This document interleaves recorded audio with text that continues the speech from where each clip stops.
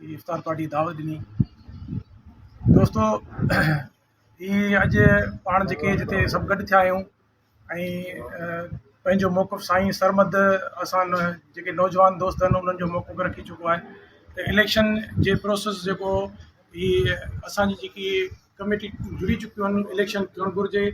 Election जे process में वेंदासीं त इलेक्शन खां पोइ जेके उस्तादनि जा मसइला ऐं उस्तादनि खे जेके इलेक्शन न थी त इहे असांजा मसइला उहे चङा पवंदा।